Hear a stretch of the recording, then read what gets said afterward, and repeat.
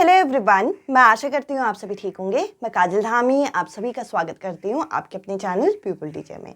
आज की इस वीडियो में मैं आप लोगों के लिए सीटैट पेपर 2 की एक स्पेशल वीडियो लेके आई हूँ, जिसके अंदर मैं आप लोगों के साथ साइंस का एक इम्पॉर्टेंट चैप्टर जो कि है मोशन, जिसे हम गति के नाम से जानते हैं, इस चैप्टर को मैं आप लोगों के साथ क्विकली डिस्कस करूँगी। देखिए, आपको पेपर 2 में अगर आप साइंस और मैथ्स की तैयारी कर रहे हैं तो आपका main target 6 to 8th class के एनसीईआरटी होना चाहिए।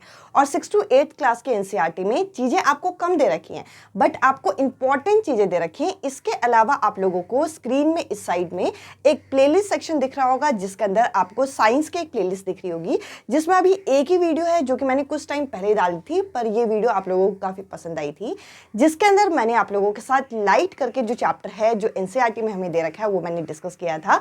अगर आप लोगों ने वो पार्ट नहीं देखा तो आप प्लेलिस्ट सेक्शन में जाएं, आपको ये प्लेलिस्ट मिल जाएगी, या फिर मैं डिस्क्रिप्शन में भी लिंक डाल दूंगी, वो वीडियो आप जरूर देखिएगा, ताकि आपकी एनसीईआरटी का ये जो लाइट चैप्टर है, जिससे काफी अच्छा खासा लेवल के क्वेश्चन पूछे जाते हैं पेपर 2 साइंस में, ये कवर हो सके।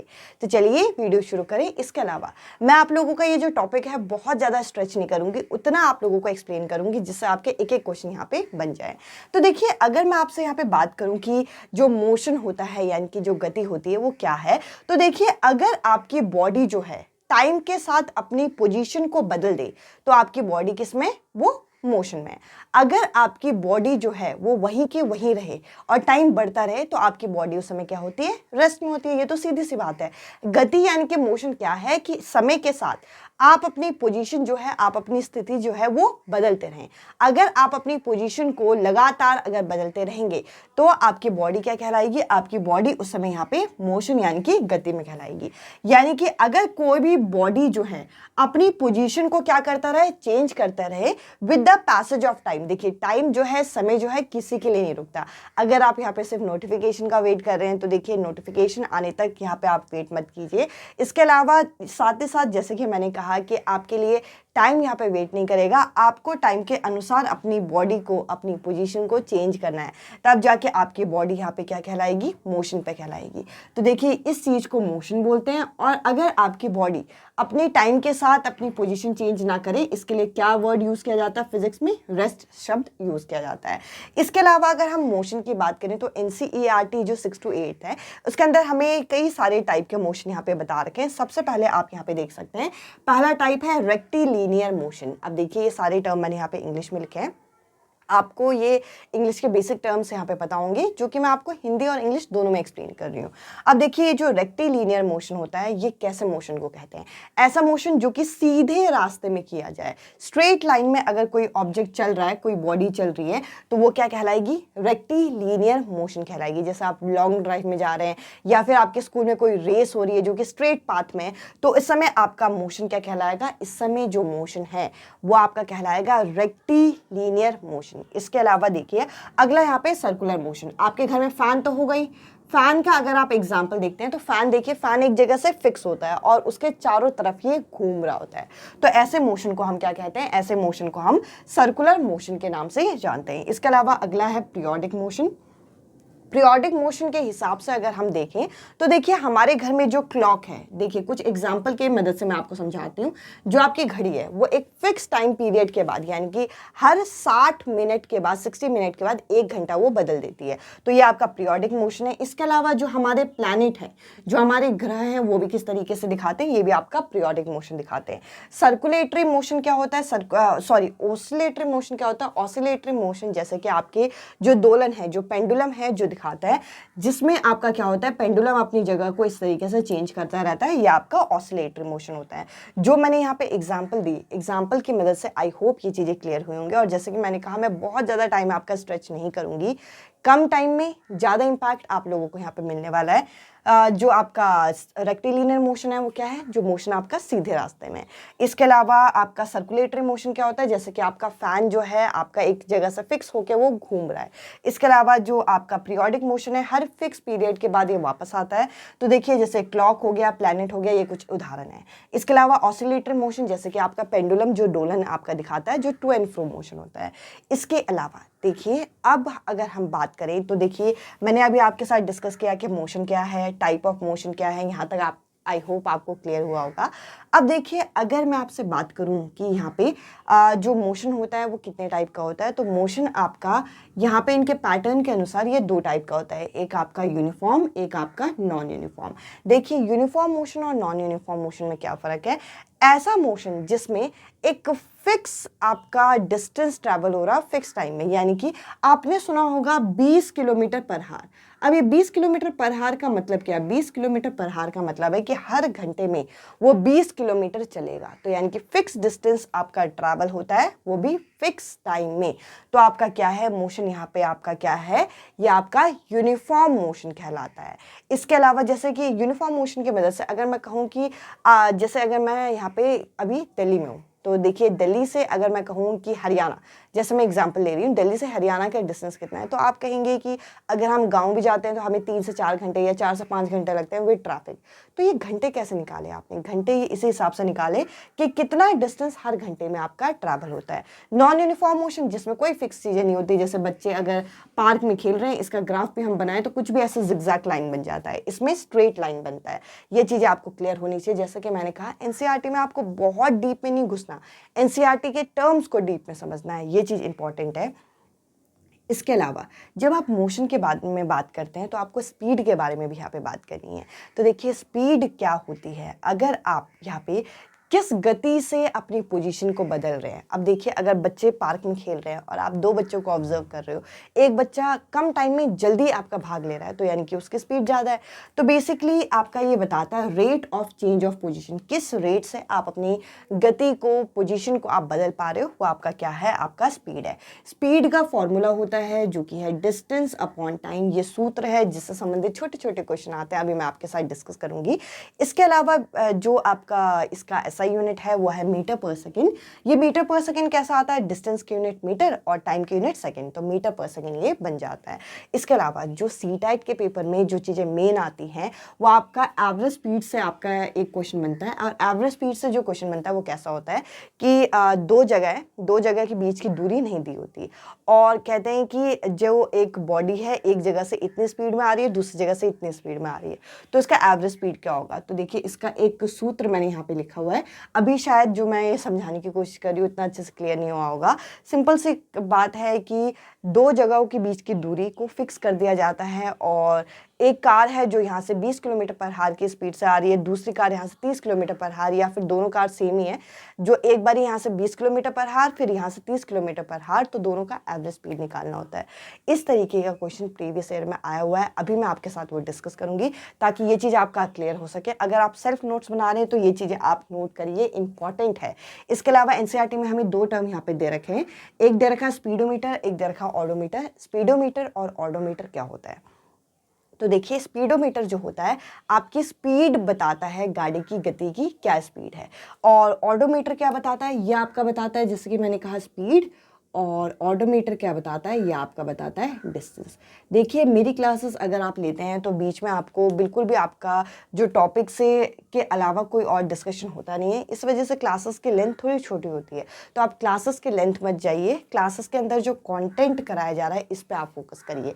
तो देखिए, अभी मैंने आपके साथ मोशन जो है, जो आपके एनसीईआरटी के अंदर दे रखा है, मोशन क्या है, कितने टाइप का मोशन है, uniform motion, non uniform motion, speed का फॉर्मूला, एवरेज स्पीड अभी हम क्वेश्चन करेंगे, और साथ ही साथ स्पीडोमीटर, ऑडोमीटर क्या होता है ये मैंने डिस्कस किया। इसके अलावा जैसे कि मैंने कहा, स्टार्टिंग में जो स्क्रीन में आपको प्लेलिस्ट दिख रही थी उसमें अगर आपने लाइट चैप्टर नहीं देखा तो वो जरूर देखिए, कुछ टाइम पहले अपलोड हुई थी, बट वो अभी आपका 2022 के लिए बनाई गई थी। तो देखिए, उसके बाद मैंने उस सीरीज़ को वहाँ पे कंटिन्यू नहीं किया था, अब मैं कंटिन्यू कर रही हूँ। तो आपको साइंस की भी क्लासेस मिलेंगी, SST की भी क्लासेस मिलेंगी। साथ ही साथ अगर आपके पास नोट्स बनाने का टाइम नहीं है तो स्क्रीन में यहाँ पे एक नंबर आपको दिख रहा होगा, इस नंबर पे आप व्हाट्सअप कर सकते हैं, जिसके अंदर ये सारा कंटेंट आपको इंग्लिश मीडियम, हिंदी मीडियम, दोनों ही मीडियम में मिल जाएगा। आपको सेपरेट PDF मिलेंगी, अगर आप चाहते हैं तो इस नंबर पे आप व्हाट्सअप कर सकते हैं। प्लस प्रीवियस ईयर जो आपके साइंस और मैथ्स के सॉल्व्ड क्वेश्चन आपको मिलेंगे, जो कि आपको आपके एग्जाम में हेल्प करेंगे। आई होप इतना कंटेंट आपको समझ में आया होगा। अब चलिए मैं आपके साथ कुछ क्वेश्चंस यहाँ पे डिस्कस करती हूँ, सो दैट आपका ये टॉपिक यहाँ पे अच्छे से क्लियर हो जाए।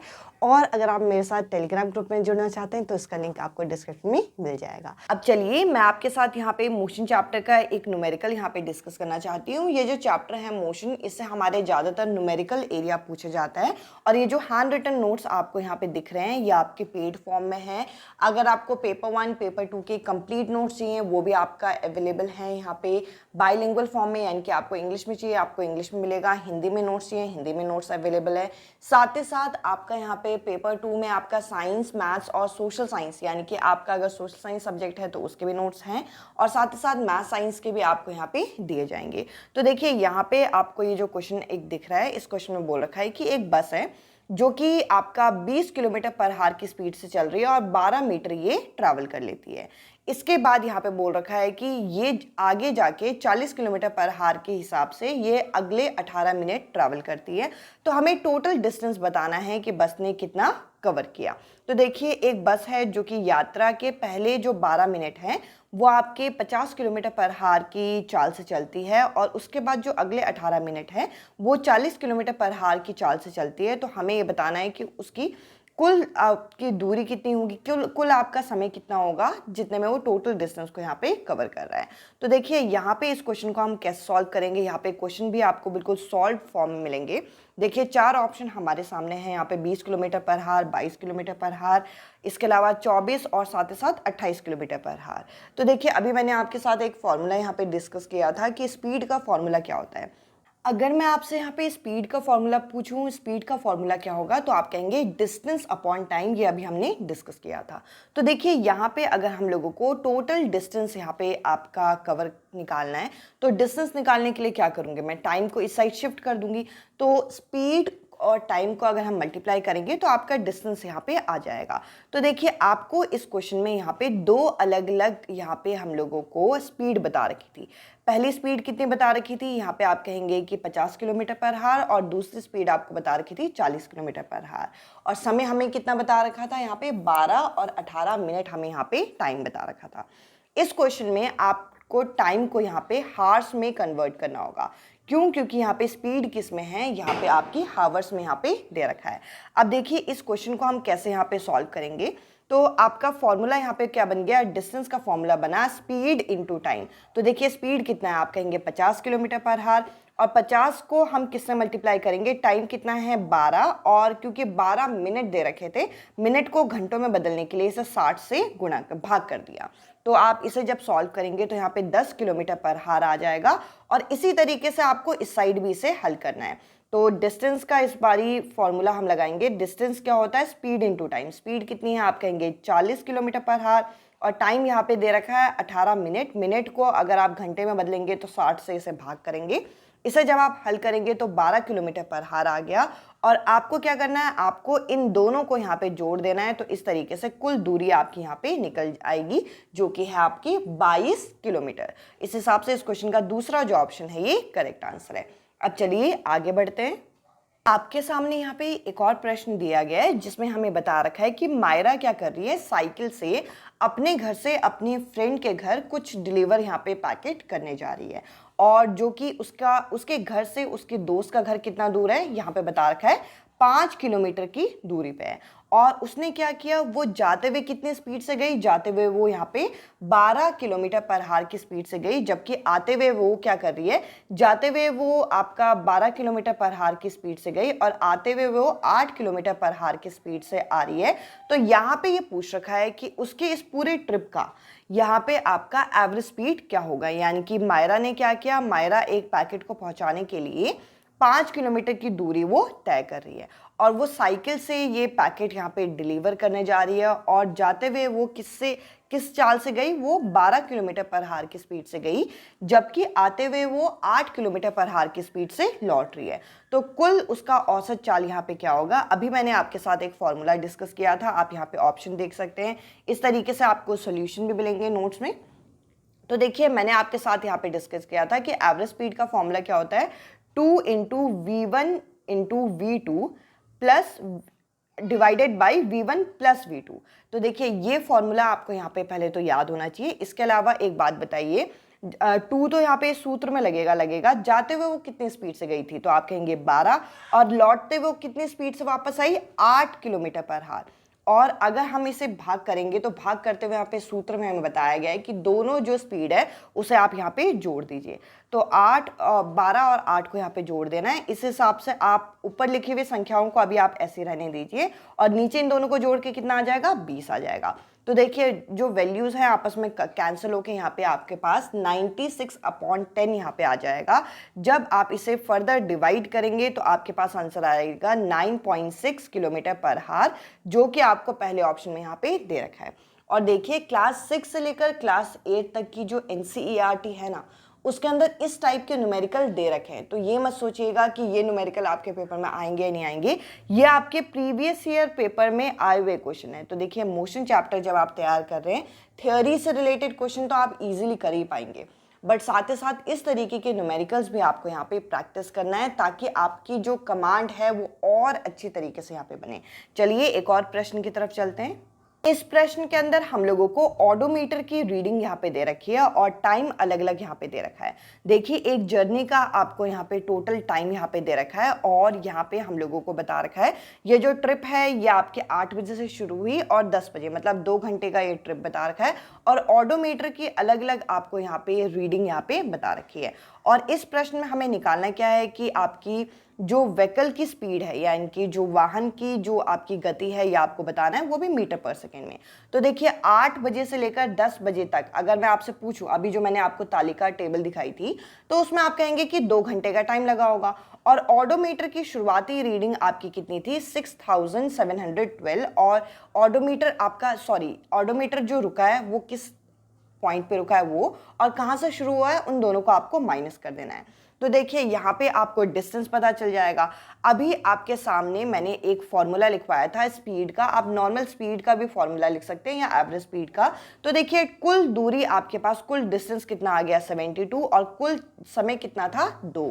तो देखिए दोनों का अगर आप भाग करेंगे तो आपका यहाँ पे आंसर आ जाएगा। इस तरीके से आपको टेबल बेस्ड क्वेश्चन भी आपके पेपर में पूछे जाते हैं और टेबल बेस्ड क्वेश्चन में भी कुछ नया नहीं है, वही चीजें हैं जो आप यहाँ पे पढ़ रहे हैं। अगर आपके कॉन्सेप्ट यहाँ पे क्लियर हैं तो आप इस तरीके के क्वेश्चन यहाँ पे इजीली कर पाएंगे। आई होप ये सेशन आपको हेल्पफुल लगा हो। इसके अलावा आप प्लेलिस्ट सेक्शन चेक कर सकते हैं। इससे पहले भी मैंने आपके साथ सीटेट साइंस का जो पेपर 2 में हमें कंटेंट पूछा जाता है, लाइव चैप्टर मैंने आपके साथ डिस्कस किया था। अगर आप लोगों ने वो वीडियो नहीं देखी तो वो वीडियो देख सकते हैं। साथ ही साथ CDP, मैथ्स, EVS आपका इन सभी की क्लासेस आपकी चल रही है। आप प्लेलिस्ट सेक्शन में सारे प्लेलिस्ट देख सकते हैं, अलग अलग प्लेलिस्ट यहाँ पे बनाई गई है। साथ ही साथ अगर आपको ये हैंड रिटन नोट्स अगर आपको चाहिए तो आप जो गिवन नंबर था आपके व्हाइट बोर्ड में, उस नंबर पे आप व्हाट्सअप कर सकते हैं, जिससे आपको कॉस्ट का पता चल जाएगा कि आपको कितना अमाउंट पे करना है, सो दैट आपको ये नोट्स मिल जाएंगे। इस वीडियो में इतना ही। इसके अलावा आप मेरे साथ टेलीग्राम ग्रुप पे भी जुड़ सकते हैं जिसका लिंक आपको डिस्क्रिप्शन में मिल जाएगा। Bye bye, take care.